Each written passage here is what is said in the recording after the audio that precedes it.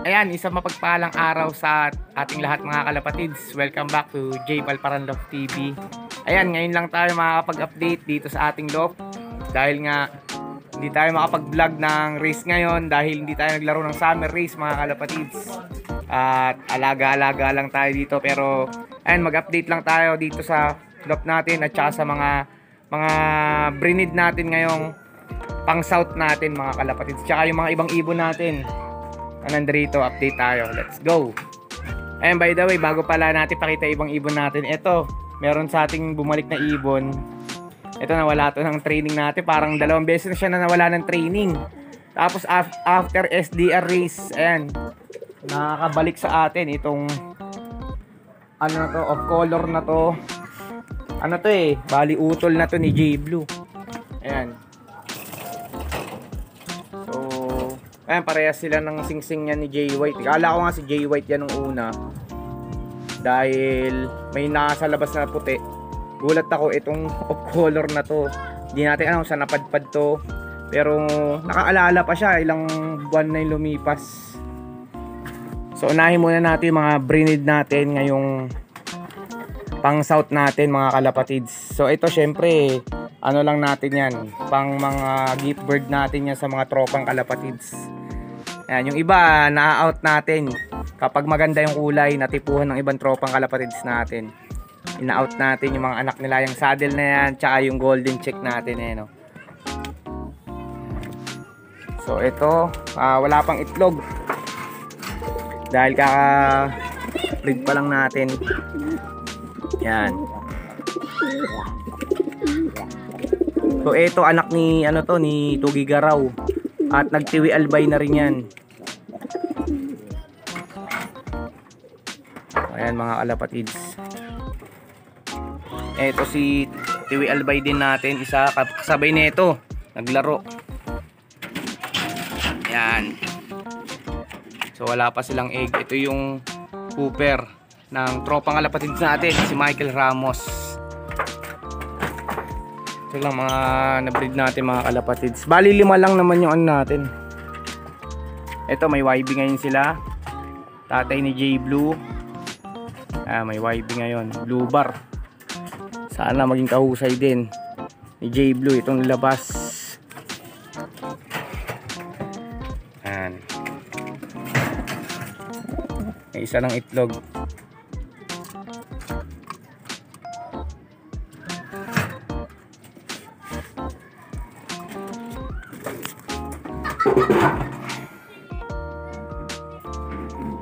May itlog na rin ito mga kalapatids.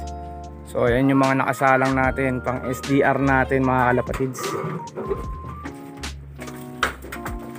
Update naman tayo dito sa mga pang north natin. Ito sila. Kung naalala nyo na ginupitan natin itong mga to, tapos ngayon yan binunot na natin. Yan, 4 na piraso lang yung natira sa atin na naka NHPC. Nawala yung isa Tapos yung mga kasama niya dyan, ito pang old bird. May ilang pirasong pang old bird tayo dyan na pang north. Yan, ito, pati itong anak ni Club Junior, yan, isasabay natin yan sa norte. Ayan, yung mga na-breed natin sa north. Ito, anak ni Saddle, yung crested na yan. Yan, sasabay din natin yan.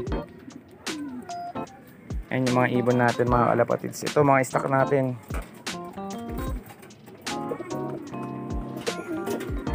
Yan, mga stock natin dito. Tapos ito yung mga possible kasabay ng south natin. Yung old bird natin tong mga to. Yan. 4. Bali ilan yan 6. Ayan yung ito yung 4. Ayan anak ni J Blue. Ayan yung naiwan sa atin na remembrance ni J Blue. Tapos ito naman anak ni J White. Ayan yung mga nag-iwan sa atin na remembrance. Ito galing sa tropa natin to.